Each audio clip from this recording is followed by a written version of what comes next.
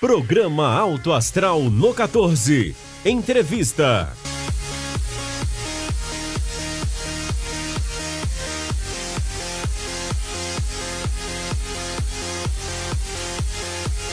Olá, sejam bem-vindos a mais uma edição do programa Alto Astral no 14, como sempre, semana após semana. José dos Reis Brito, idealizador do projeto Alto Astral, e eu, Guilherme Verano, estamos aqui para trazer convidados especiais, geralmente na área da saúde, mas a gente chega já à 43ª edição, e como o tempo passa rápido, né? A gente está se aproximando já de um ano de programa Alto Astral no 14.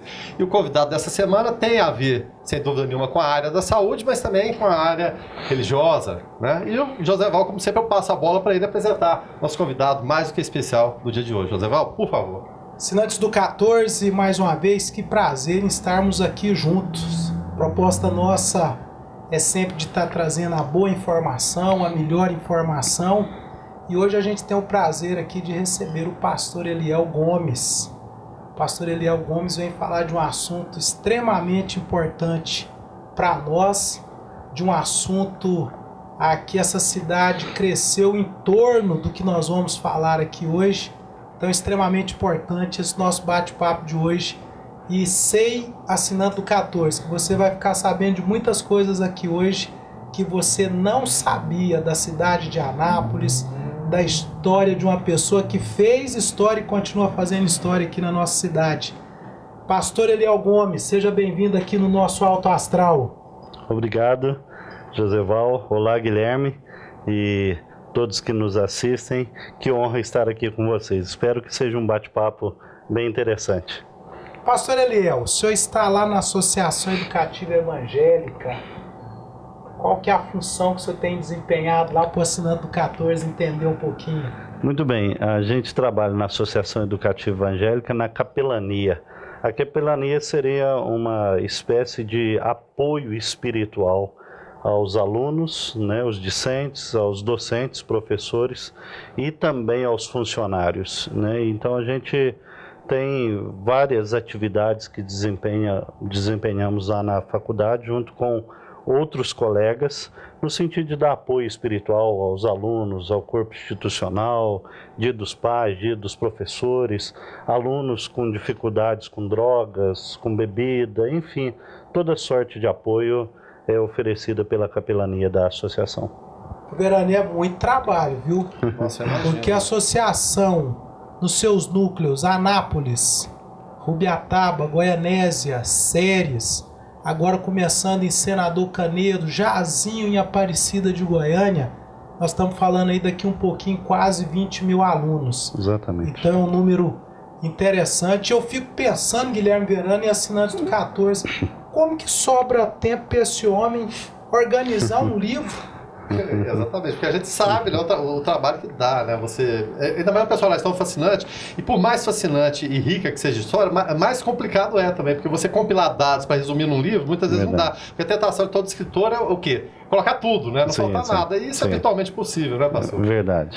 Pastor, então conta para nós que livro que é esse? Que história que é essa? Que tempo que é esse que o senhor arrumou, pastor? Tá. Então, graças a Deus a gente tem uma equipe boa lá. Hoje a gente tem uma equipe de quase 10 pessoas, né?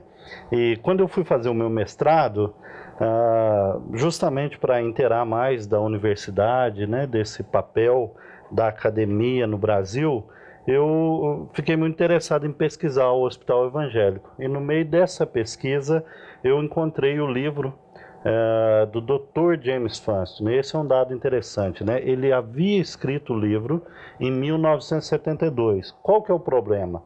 O livro foi escrito em inglês. Então o público de língua portuguesa não tinha acesso. Então o que eu fiz? A gente procurou o tradutor, a gente ajudou na revisão e o meu trabalho foi essencialmente produzir mais de 100 notas explicativas sobre personalidades e instituições que ele cita, tanto no Reino Unido como no Brasil, que o leitor de hoje tem dificuldade de conhecer. Então eu trouxe à tona essas explicações, né? Que coisa boa, né? Porque a preocupação fundamental do escritor é essa aí, né? Além de transmitir o que está no livro, mas se fazer entender também. Exatamente. Ninguém, né? E a gente fala no mundo de tanta informação, pastor. Muitas vezes as pessoas se perdem hoje em dia. e coisas históricas antigas, a gente não vê muito interesse das novas gerações em saber desses fatos, na verdade. Então, fazendo essa tradução para o leitor comum é muito importante, sem dúvida nenhuma. Legal. Pastor Eliel e Dr. James Fans, né, Pastor Eliel? Situasse que o assinante 14, muita gente sabe, é claro, não é? A Guilherme Verano e eu vivemos esse meio aí que a gente fala do Dr. James Fans. Quantas vezes, não é isso, Verano? Quantas vezes? Porque tem gente que fala, não, James Fans não é aquela praça que tem ali no centro. Isso. Só que a coisa vai bem, né, parceiro? Então, é uma história muito, muito impactante. Eu acho que vocês são privilegiados, que eu não pude ter contato com ele, né? Mas, assim, de forma bem inicial, o Dr. James Fans é brasileiro. Ele nasce no Pernambuco, em 1890. E o pai dele, como era missionário inglês, tem que retornar no começo dos anos 1891 para a Inglaterra. Então ele retorna com 3 meses de idade. Então toda a cultura, conhecimento, lógico, a vida dele é uma vida na Inglaterra até chegar ao Brasil em 1922. Mas ele de fato nasceu no Brasil e fez coisas aqui pela educação, saúde, esportes, que é assim, de fato, algo fora do normal, para pensar num homem. É um lorde pernambucano. É por aí, é muito interessante. Agora, Pastor Eliel, nós todos sabemos que é um médico, a cidade deve tanto a esse médico, a sua família também, não é isso? Mas o senhor poderia dizer para nós, saiu do Brasil, do Pernambuco, com 3 meses de idade, foi para a Inglaterra. Ele se formou lá, como é que foi essa história? Muito interessante. Vale a pena até a gente retornar um pouquinho. O protestantismo está tentando chegar no Brasil desde 1555. Calvino mandou alguns sapateiros, pastores com Villegagnon. Aí houve uma problemática toda, depois vieram os holandeses, 1630, na Bahia e em Pernambuco. Olha uma coincidência aí. Exatamente. O Dr. James nasceu. Exatamente. Maurício de Nassau. Maurício de Nassau, exatamente, esse processo todo. Quando chega em 1855, aí chega de fato o primeiro protestante para falar para brasileiros. Porque você tinha homens e mulheres vindo, capelães, pastores, mas para falar para as colônias. Não para falar para o brasileiro. Colônia alemã, italiana, etc. Então, em 1855, chega o Dr. Robert Calley, que é a inspiração do Dr. James Fans. Por quê? Ele era médico e missionário. Então, ele chega em 1855, começa a trabalhar no Rio de Janeiro, junto com Dom Pedro, amigo do Dom Pedro. Dom Pedro II ia estudar hebraico com ele, grego. Eles viajaram para Israel juntos. E o Dr. Calley volta para a Inglaterra e faz um apelo para quem quisesse vir trabalhar no Brasil. Um jovem aceita o desafio, Percy Boyers. Ou seja, abrir as portas, né, agora para vir. O Percy Boyers vem, chega aqui e morre com 21 dias de febre amarela. O Calley volta para a Inglaterra, para o College, Harley College, onde o pai do Dr. James Fans, porque reverendo é o pai, doutor é o filho. O nome é o mesmo. O nome é o mesmo, James Fans. O pai do Dr. James Fans ouve essa história do Percy Boyers e diz, eu vou no lugar dele. E aceita o desafio e vem. Chega aqui em 1879. E vai trabalhar no Pernambuco, indicado pelo Calley. Então, o Dr. James Fans nasce nessa circunstância, porque ele volta para a Inglaterra, casa, o pai do James Fansone, vem para o Brasil novamente, e aí ele é convidado a voltar para a Inglaterra novamente. Nesse contexto, volta o James Fansone, volta a Brasília, aí nasce lá o Albert, a Ruth, lá. Então, o Dr. James Fansone, até os 10 anos de idade, ele não foi à escola. Ele foi ensinado em casa pela mãe. Com 8 anos de idade, ele se torna organista da igreja. E vocês sabem melhor que eu que foi organista e pianista magistral a vida inteira, né? E quando então com 10 anos de idade, ele está na Associação Médico Missionária, um bebê de 10 anos, um pré-adolescente de 10 anos, e a secretária da Associação Médica Missionária de Londres, para crianças, fala para ele: você não pensou em ser médico e missionário? E ele diz que essa semente cai no coração dele. E ele vai remoendo isso, e aí ele vai para Londres estudar, porque eles moravam num outro bairro de Londres. Ele vai para o centro de Londres estudar, e aí quando ele termina a faculdade de medicina, 2.000 alunos, ele fica em segundo lugar, andando 5,5 km a pé todos os dias para ir da faculdade à casa que ele morava, ganhado, né? Eles não tinham recursos.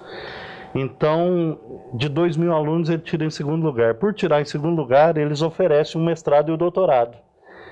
Ele pensa em se preparar para o mestrado, estoura a Primeira Guerra Mundial. E aí ele diz, puseram farda nele e mandou ele para as fronteiras da Bélgica e da França, de aproximadamente 1915 a 1918.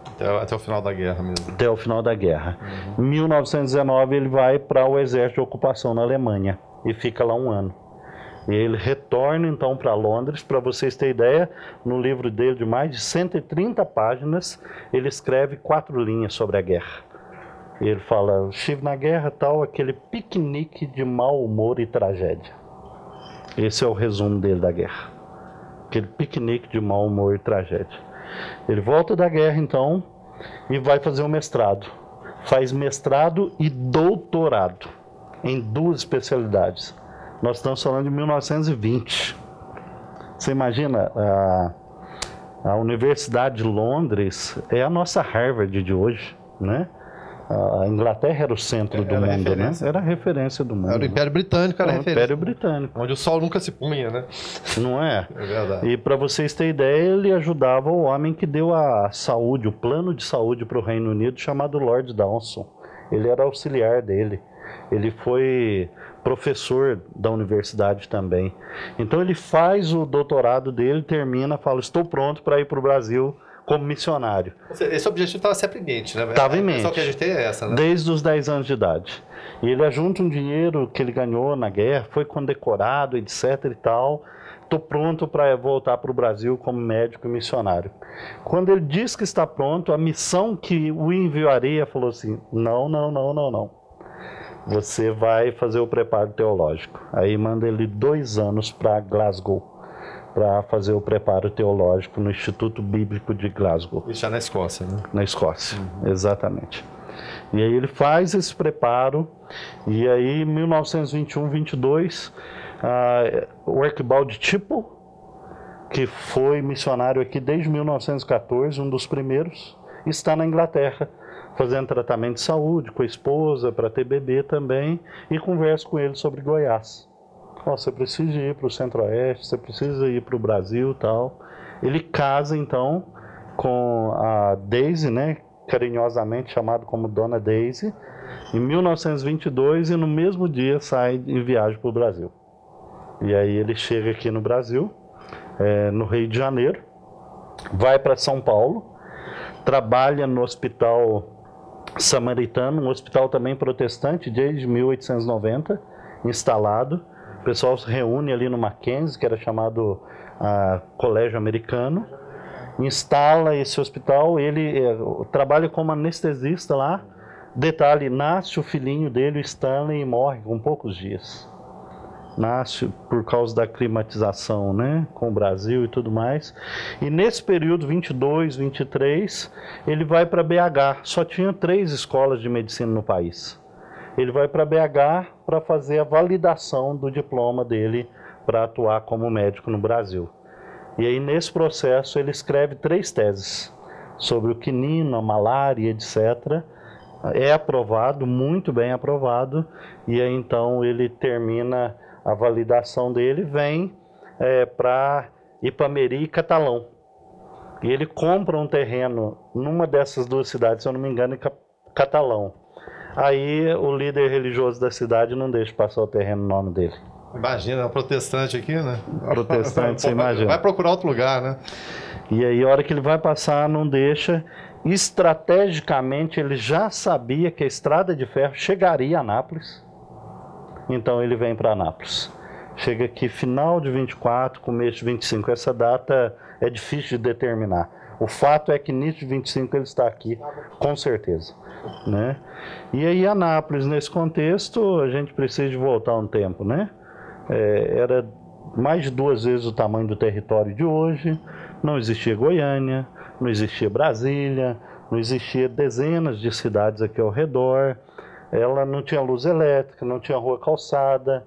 Em 1916, Anápolis tinha cerca de 12, 13 casas, um contingente de 2.000 habitantes. Não tinha nada, nada. Era uma roça. O último ponto que você chegava do centro-oeste de carro, mais ou menos. Então ele chega aqui e aí ele compra uma casa bastante velha, dá uma reformada nela e põe a segunda casa de saúde de Goiás. Havia somente o Hospital São Pedro de Alcântara em Goiás Velho, 1827. Mas você tem que lembrar também que nesse contexto, o hospital não tinha o conceito de hoje. Era quase que um asilo, né?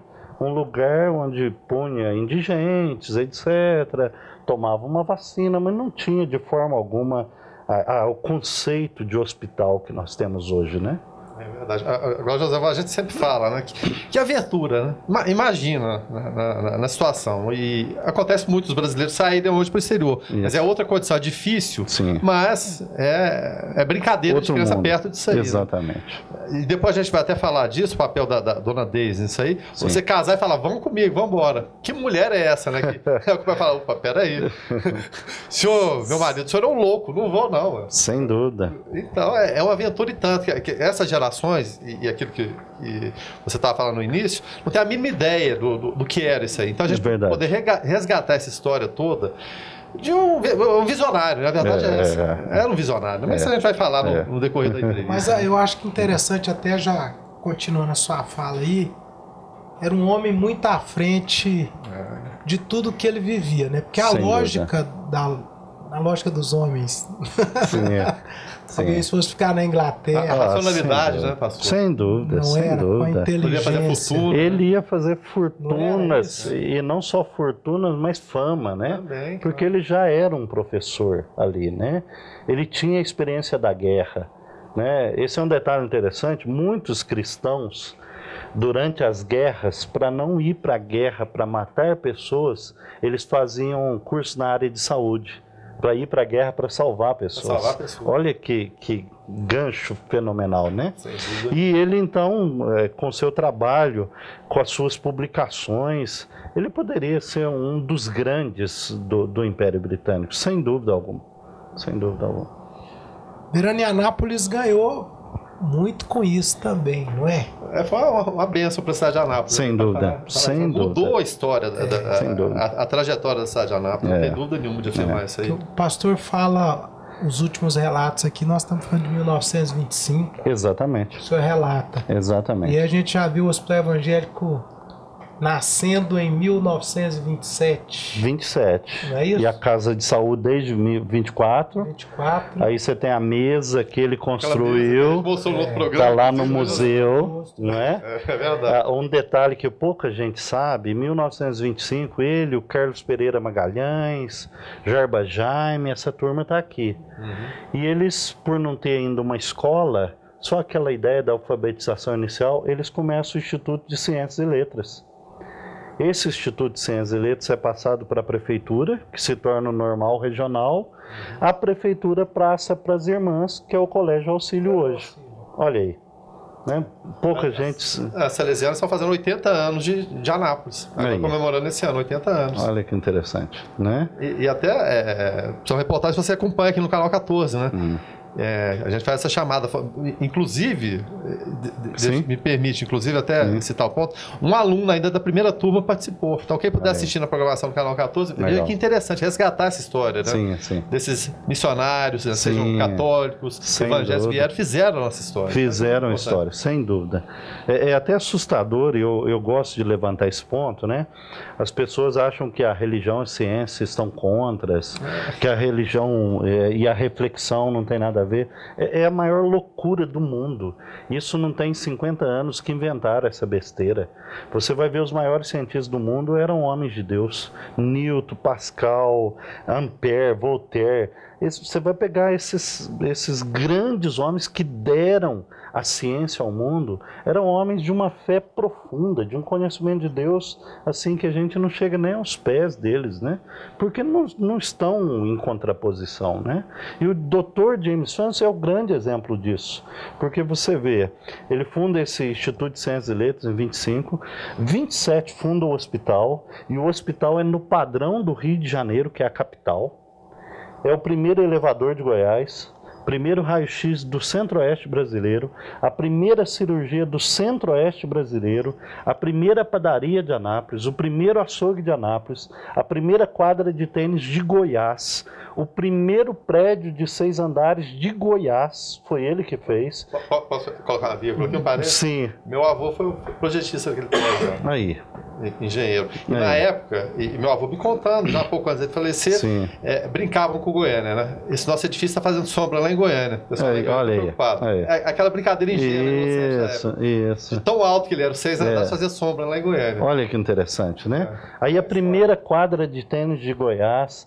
Aí depois, em 33, a crise, né? Muita gente ao redor do hospital, vem a Escola de Enfermagem Florence Nightingale. Detalhe, a terceira do país.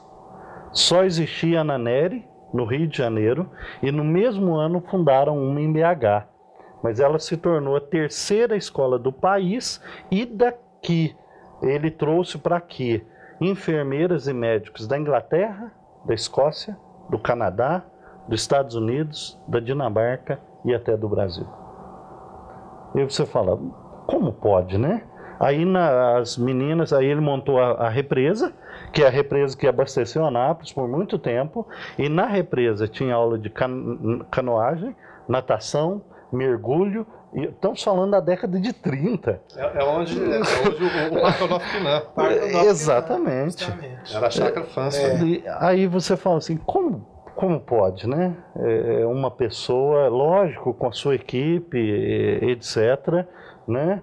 E sem contar a igreja, na casa dele começa a primeira igreja de Anápolis, né?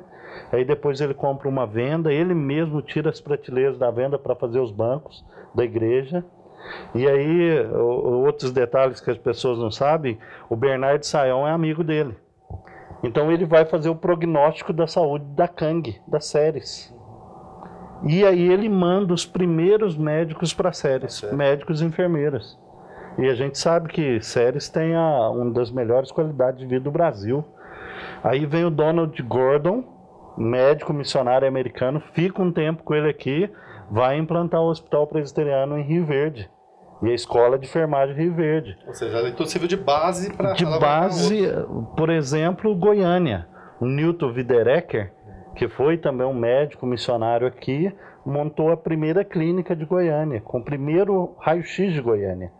Aí as enfermeiras daqui, tem trabalhos e trabalhos aí na internet, foram implantar escolas de saúde no interior do Brasil, por exemplo, em Pernambuco, a Isa McIntyre, né? E você fala assim, é uma abrangência tão quase que assustadora. Por exemplo, o presidente Tito da Iugoslávia, quando veio visitar o Centro-Oeste, o ponto turístico foi a represa dele. Josip Broz Tito, né?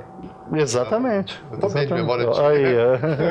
Aí, é isso mesmo. E a gente estava brincando aqui a respeito de como o pastor Eliel encontra tempo. Eu fico pensando como que o Dr. James arrumava tempo, em disposição, principalmente, né? Eu tô vendo que sua vida é muito fácil, pastor. A minha eu tô no mar de rosas.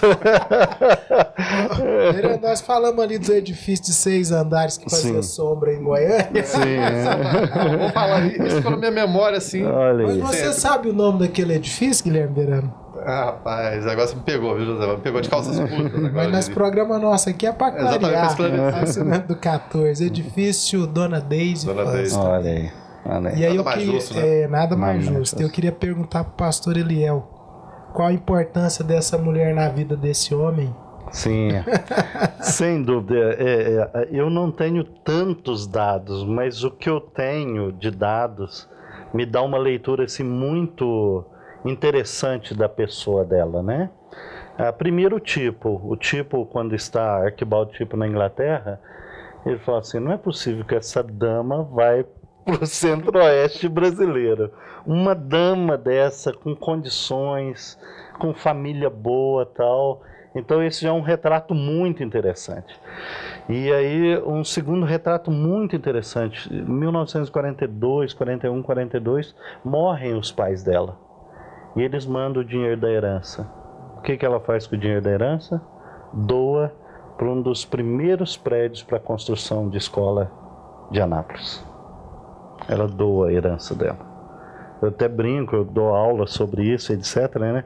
Eu falo para os alunos, né? Se a gente recebe uma herança hoje, o que a gente faz, né?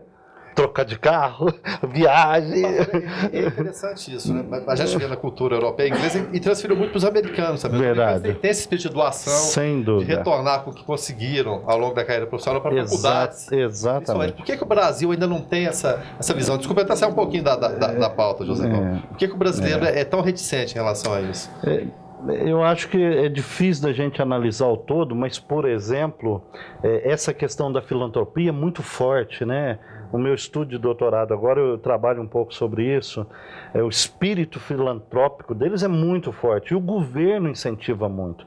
Eu não sei se vocês sabem, mas só para trazer à tona aqui, nos Estados Unidos, quando você oferta e dizima para a igreja, o líder da igreja manda um documento, você desconta no imposto de renda, por exemplo. No Brasil não dá nem para imaginar isso, né? Você oferta aqui, paga imposto ali, paga de novo lá, e é uma loucura. E o serviço vem, né? E o serviço vem. Saúde, sem educação. dúvida, exatamente. Você vê incentivo. Então você vê que é uma cultura. Eu vi alguém entrevistando um grande pensador da área de educação, falou, por que sempre a gente vai falar de educação, fala muito da Europa, Inglaterra, Estados Unidos? Ele falou assim, porque para o espírito protestante, educar é um bem em si mesmo, é inerente. Você não se educa para ganhar dinheiro. Você educa porque é bom. A própria estudar já é a riqueza. E aí você tem essa ideia. Então eu não ajudo os outros por um outro fim, a não ser porque é bom. É bom ajudar, é bom estudar, é bom crescer, é bom se desenvolver. É bom aprender sobre a vida. Então você não faz alguma coisa por causa de outro. Você faz porque é bom. Você faz porque é bom, né? Verano, o pastor falou aí do início do instituto, né? Muita gente não sabia disso. E pastor hoje capelão lá da Associação Educativa Evangélica, que está composto pelo Centro Universitário e os vários núcleos que eu citei aqui no início. Mas eu queria perguntar, qual a importância do Dr. James Funston para aquela outra instituição? Fantástico. E deixa eu terminar da Dona Deise, só um minutinho. À vontade. Eu contei esses 2 episódios e o outro episódio que eu ouço muito é que ela era o parapeito. Porque o Dr. James era o pensador, o trabalhador, projetista, ativo, ligado. Ela era a doçura, a candura, a recepção, o acolhimento.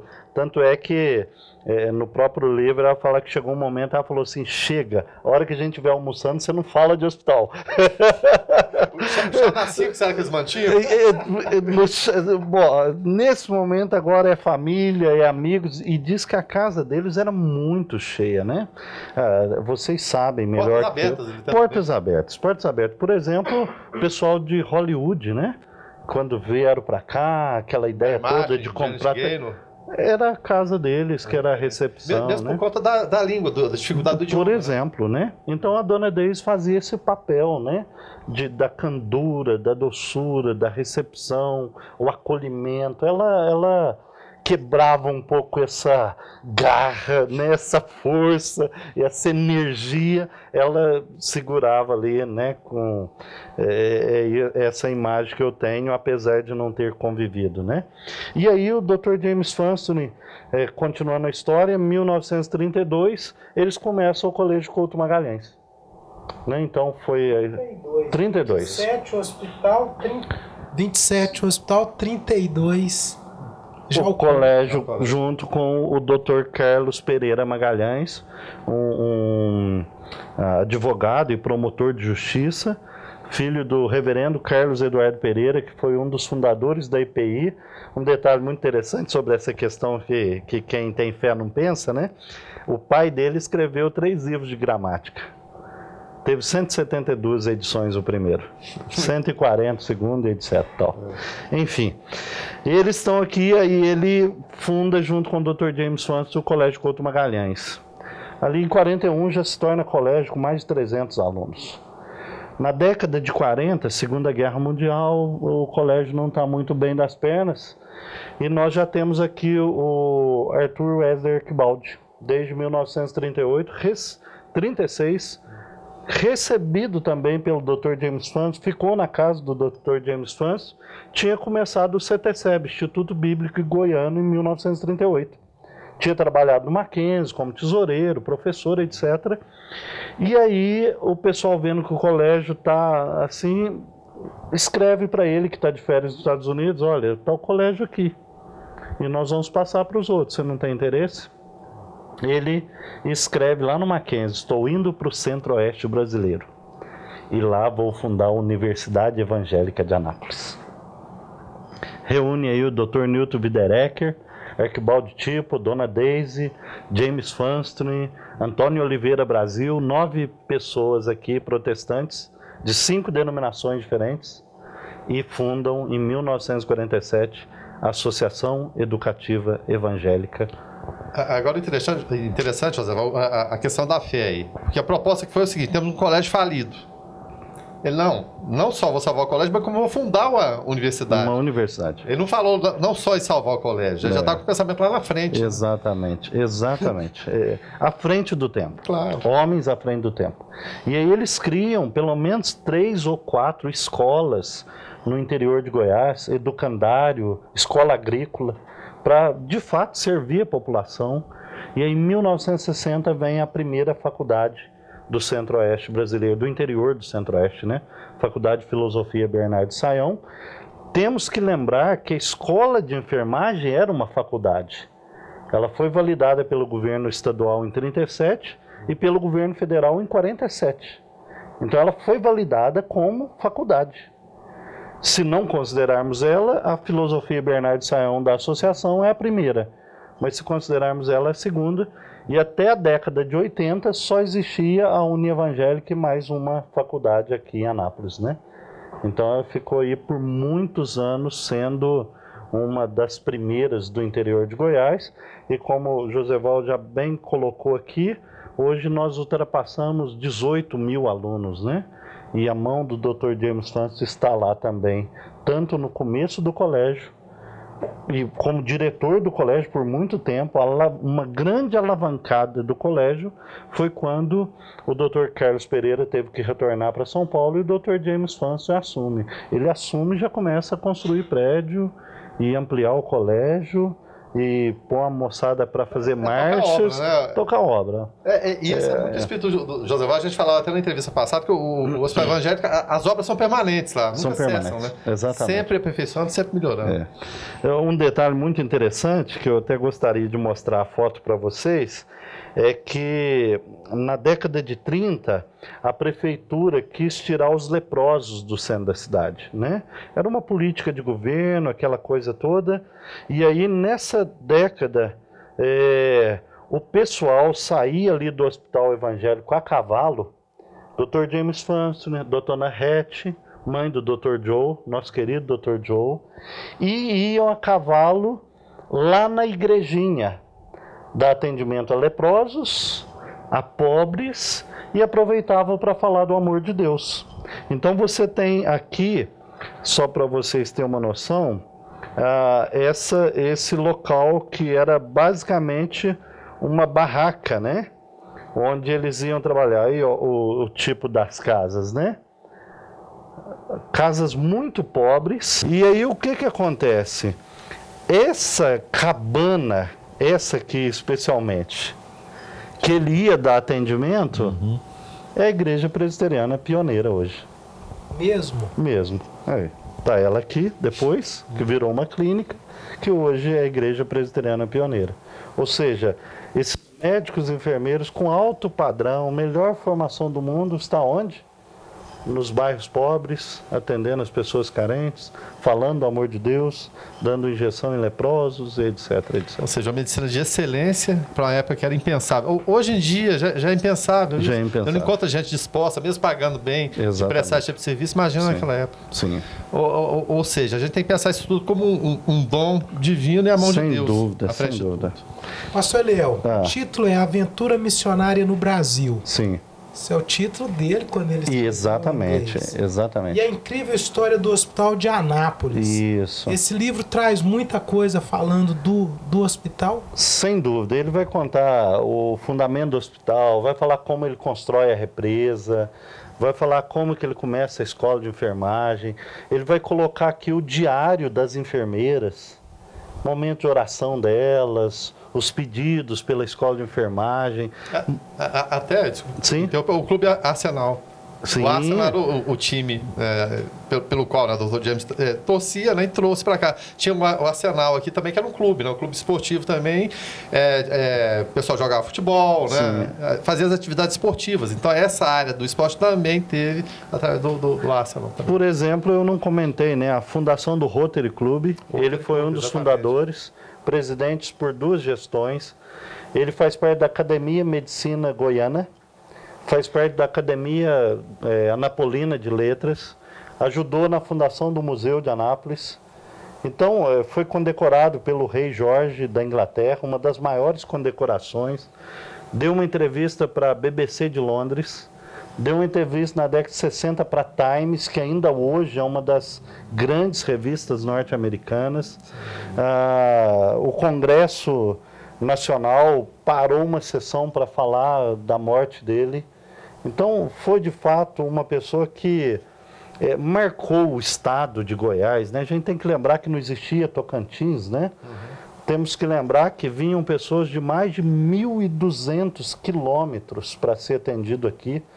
O doutor Olímpios, que faleceu agora, né? Olímpio Ferreira Sobrinho. Exatamente, ele conta a história que perdeu o pai muito cedo ainda, com 12, 13 anos. Ele chega em Anápolis, vai para a igreja, a mãe lá com vários filhos. A gente precisa de ajuda. Aí o doutor James Santos, você vai ter casa, você vai ter escola para os seus filhos, mas vocês vão ter que estudar e ir trabalhar. Simples assim. E aí são inúmeras histórias. Pessoal que vem da Bahia, pobre, não tem o que fazer, não, vou te dar um quartinho, você vai ser a cozinheira do hospital. Seu filho vai estudar. E aí são histórias sem fim de apoio, ajuda e etc. Né? Se nós dissermos que o Dr. James Faston era um homem pragmático, o senhor vai discordar disso? Depende da acepção da palavra. Se pragmático significa alguém que tinha um pensamento profundo, uma visão de mundo linda, um conhecimento muito profundo e uma vida prática, aguerrida, sim. Se pensarmos em pragmático no sentido que só age sem pensar, não. Às vezes, olha para o outro lado, muitas vezes pode até ser, porque essa vida para cá, muito embora tenha sido pensada, muita gente vai falar, você não pensou direito para fazer isso não. Vai ver. O importante é que veio. Né? Veio com conhecimento profundo, né? Por exemplo, os trabalhos, esses dias, depois de muita correria, eu consegui os trabalhos que ele escreveu em BH. Ele escreveu os trabalhos em 23.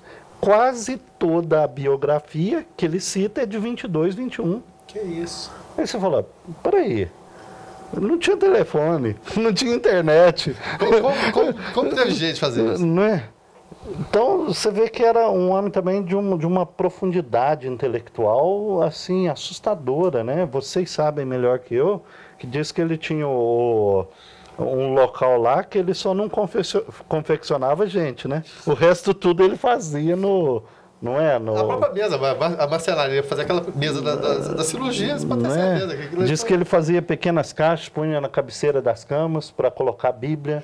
Né? Ele mesmo projetou o prédio de tal forma que alguém que fosse falar do amor de Deus de manhã, pegava uma ala e outra, né? Orava antes. Diz que, conversando com o doutor José Joaquim esses dias, José Joaquim dizendo que não havia problema que ele não enfrentava. Ah, tem um problema aqui de coração, tem não sei o que, não era a área dele. Ele falou assim, Deus me abençoa, orava, tá, punha lá, e via de regra, resolvia. Posso citar um fato curioso aqui? Meu pai foi operado, fazia qualquer tipo de cirurgia também, rompeu o ligamento cruzado, operou no hospital evangélico. Acho que já acontece a história, mas não consigo repetir. Tá certo, fez a cirurgia e o doutor James, com aquele sotaque, né, peculiar dele, falava pro meu pai, que eu apelido da Pepe, você está muito magrinho, você tem que tomar ovo maltine. Vou providenciar ovo maltine para você e tal. E assim fez e receitou ovo maltine. Meu pai, né, recuperou e jogou bola. Posteriormente, meu pai, como representante de venda de remédios, né, de indústria farmacêutica, levava os remédios para o Dr. James, o Dr. James disse, BP, isso aqui é bom para quê? A xarope é bom para gripe, tosse, então eu vou tomar para ver se é bom mesmo. E virava o xarope. Disse, não vou receitar o xarope, um remédio para o meu paciente que possa fazer mal também. E tomava, simplesmente tomava. Não sei se o senhor sabe isso. Não sabia. Virava e não tinha problema não. Até que morreu com 97 anos. Olha. Assim, são histórias. Todo mundo pensa, é lenda, não, gente, de fato acontecia. Interessante. Era uma coisa muito interessante, de fato. Eu tive o prazer de conhecer, porque quando eu tive a oportunidade de trabalhar no hospital evangélico, ele estava vivo, já com a idade bem avançada. Você não deu trabalho, doutor James, né? Pouco. Mas continuava tocando o seu órgão nos cultos, conversando com a gente nos corredores, dando uma opinião ou outra ainda. Então eu tive essa oportunidade. Eu lhe pergunto, essa história é missão, é vocação, é vocação, é missão? O que o senhor me diz disso? Com certeza. É difícil, mas o Zé Joaquim me deu um dado interessante que eu não tinha lido em nenhum lugar. Diz que ele sempre falava, eu sou um missionário. E eu uso a medicina para ajudar os outros. Mas eu sou missionário. A missão vinha antes. Com certeza. A ideia de que Deus o criou, o formatou, deu oportunidades, inteligência, ferramentas, era para expressar o amor de Deus de forma visível, tangível, real, na vida de pessoas que precisavam. Então, segundo, pela grandiosidade da obra, pela intensidade com que se trabalhou e por alguns testemunhos, isso fica muito claro. De fato, homens que mudam o mundo são homens apaixonados, né? São homens apaixonados. E não existe maior paixão do que a devoção a Deus, ao Eterno, né? E uma devoção prática, real, né? Tangível, que tem implicações na vida do outro, né? Não é aquela devoção de ficar trancado num quarto, de se isolar. Não, é a devoção igual de Jesus. Na praça, na montanha, na beira do mar. É a devoção prática, real e que marca a vida dos outros com boas ações. E até tem muito a ver, o senhor falou que ele foi um dos fundadores do Rotary, lembra do Rotary, dar de si antes de pensar em si. Interessante. Mais ou menos por aí. Por aí. Pastor Eliel, na opinião do senhor, qual o legado social que Dr. James Fansone deixou? Olha, nós podemos dizer que grande parte da educação de Anápolis, né, na área da educação, teve as mãos dele, desde o Instituto de Ciências e Letras, depois o Couto. Lógico que a Igreja Católica também, na época, instalou o Gama. A gente não quer aqui desmerecer ou não visualizar isso. São histórias diferentes, que caminharam em paralelo, mas diferentes. Exatamente. Mas quando você olha o primeiro colégio, no caso o Instituto de Ciências e Letras, a Escola de Enfermagem, a terceira do país. Quando você olha para o Couto Magalhães, o Colégio Couto Magalhães, depois a Associação Educativa Evangélica, você fala, poxa vida, não é brincadeira. Tem muitas cidades que não chegam a 15 mil habitantes. Nós hoje ultrapassamos 18 mil alunos. E as mãos dele, de alguma forma, estão ali. Quando você olha para a saúde, você pensa na própria hospital evangélico e na multiplicação da saúde pela escola de enfermagem. Uma coisa é você atender o necessitado doente. Outra coisa é você treinar inúmeras pessoas para atender inúmeros outros. Outra coisa é você fazer prognóstico da saúde, como em séries. Mandar um missionário para Rio Verde. Mandar o Newton Widerecker, por exemplo, e fala assim, olha, eu cheguei aqui quase sem saber nada, estou indo para Goiânia e montar minha clínica agora. Né? Então foi um laboratório para Goiás, em grande parte, né? E aí você olha para a educação e saúde, você olha para o esporte. Primeira quadra de tênis de Goiás, você tem natação no Centro-Oeste, você tem mergulho, você tem tênis, basquete, etc. Quando você olha, por exemplo, a área da espiritualidade, a primeira igreja daqui, a igreja presbiteriana pioneira, que nasce com eles, aí vem o Dr. Joe, planta mais 3 ou 4 igrejas, né? E aí depois chegam os nossos irmãos da Assembleia, etc, etc, vão agregando. Então é assim, da ação social, aí então nem se fala, né? Porque são relatos e relatos de pessoas que chegavam sem nada, né? Com a mínima possibilidade de sobrevivência. Não, você vai morar aqui, você vai trabalhar comigo, vão trabalhar na fazenda, e empregando gente, ele pondo a energia elétrica no hospital, fazendo tratamento de água no hospital, a fazenda suprindo aqui, pessoas que vinham tratar não tinham dinheiro, traziam um cacho de banana, um saco de arroz. Mas é pergunta mesmo. Então, o legado é merecedor de um filme. Um clássico. Vou pegar até uma referência à entrevista que eu fiz há cerca de 5 anos atrás com o Dr. Luiz Rassi, da família Rassi de Goiânia, também muito famosa na área da medicina. Fala que uma das referências da vida do Dr. Luiz Rassi era exatamente o Dr. James Francis. Que isso, olha aí.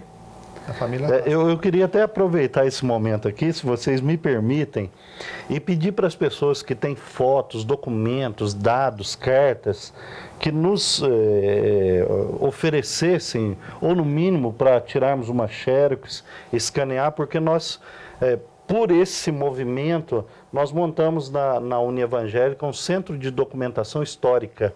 E nós estamos recolhendo esse material, né? Os primeiros raios-x de Anápolis, cartas, fotos, porque são muitos dados que a gente ainda não tem. Muitas outras coisas ainda, com certeza, vai aparecer por influência, né, do Dr. James Funston e a sua equipe, que a gente hoje não tem dados em mãos, né? Exatamente, mas só que não pode se perder, não está se perdendo devido a essa obra sua. Exatamente. Passou. E até na questão que a gente estava falando das pessoas doarem, e quando a gente fala doar, todo mundo pensa dinheiro.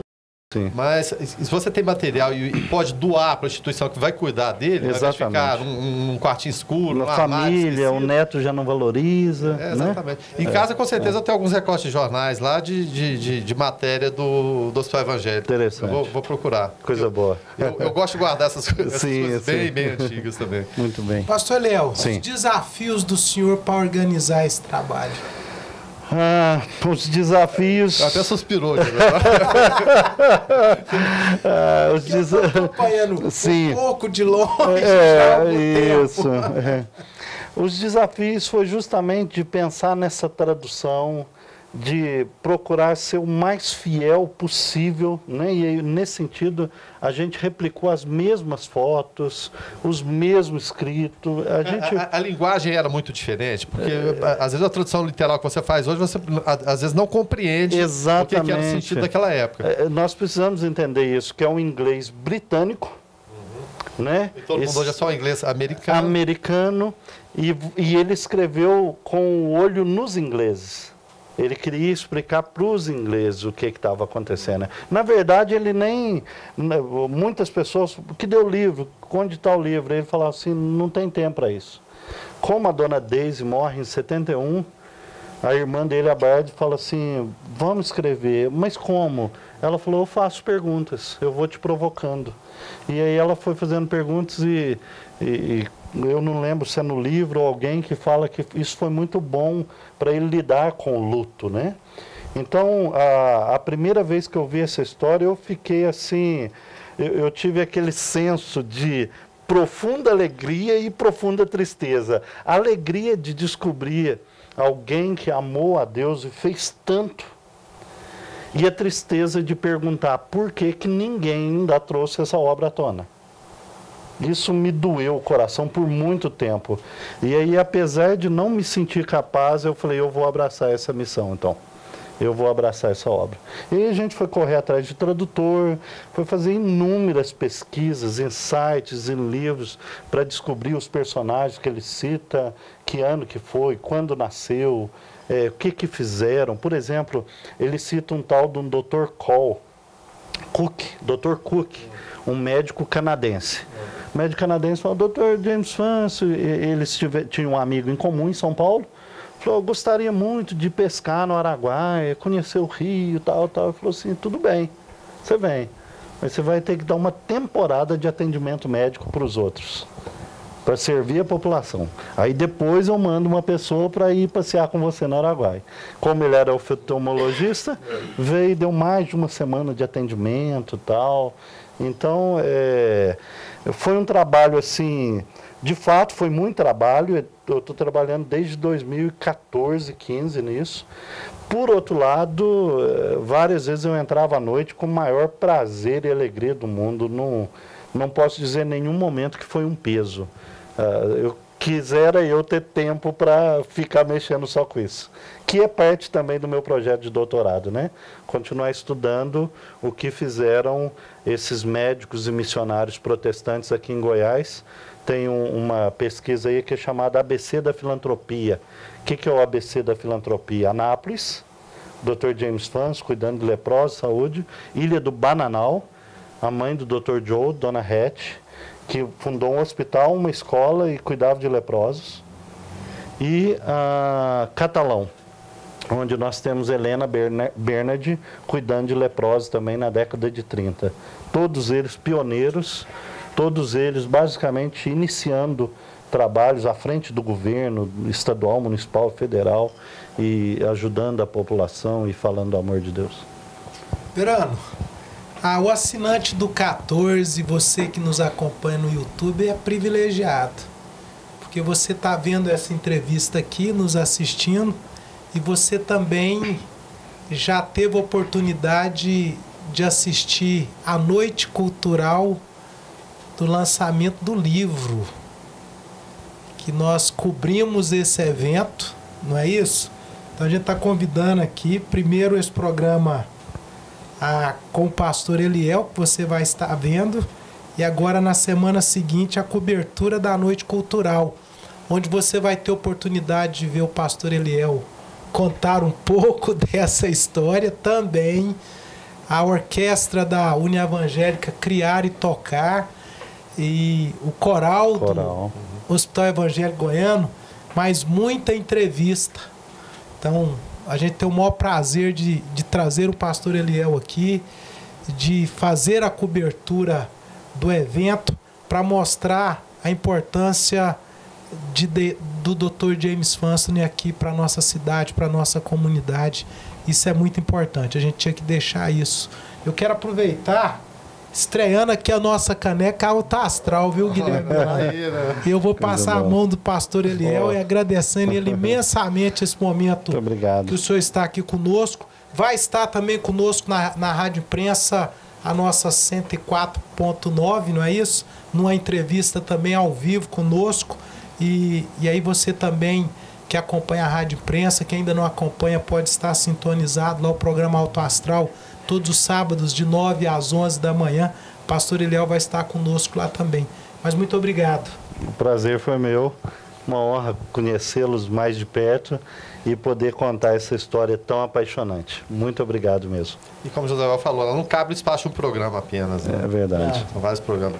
Eu e o pastor já estamos até combinando. O José Val vai providenciar os recursos, a gente vai para Londres para iniciar essa história. Londres, Recife, Anápolis. A gente ainda vai fazer um filme isso aí, viu, pastor? Precisa. Vamos juntar forças. Projeto Alto Astral, Ilha Evangélica, Hospital Evangélico. Exatamente. Eu não tô brincando, não. Tô falando sério. Pode mexer com seus pauzinhos aí, viu? Da Assinantes do 14, muito obrigado por mais uma vez nos acompanhar. Pastor Eliel, mais uma vez, muito obrigado. Okay. Meu amigo de sempre, Guilherme Verano, obrigado. Foi um prazer estar com você. Eu que te agradeço mais uma vez. E o pastor Eliel, também não conhecia, né? Um prazer. Depois a gente conversar com mais tempo também sobre história. Eu gosto muito de história também, né? A gente tem muitos relatos aí de médicos que trabalharam com o Dr. James Sansbury, principalmente da colônia árabe, né? Foram vários que trabalharam, tiveram o Dr. James como referência, mas assunto para outras entrevistas, né, José? Então, mais uma vez, agradecendo ao amigo assinante do canal 14 da NET e também dos nossos parceiros, nossos apoiadores culturais, sem os quais seria impossível a execução desse programa. E temos parceiro novo, José Val? Vamos ter parceiro novo. A gente tem que anunciar isso. Lírios do Campo, Grupo Lírios do Campo, conosco e mais essa empreitada também a partir agora do próximo mês. Tá certo, a partir do próximo mês nós estamos juntos. Mas, enquanto isso, vocês ficam aí curtindo os nossos apoiadores culturais. Mais uma vez, muito obrigado. Canal 14 NET. Apoio Cultural. Clínica Radiológica de Anápolis, a CIA, Arroz e Feijão Imperial, Geolab Genéricos, Instituto Oncohematológico de Anápolis, Hospital Evangélico Goiano, Plameg, Unievangélica, Supermercado Atende Mais, Compensados Anápolis, Clínica Vacine, Barbantes JK, Laboratório Modelo, BRG Brasil Geradores, Farmácia Naturalis, Cicobi Unicentro Norte Goiano, Lages Vibracom, Resgate Remoções e Eventos e também Mercafrios Mauá.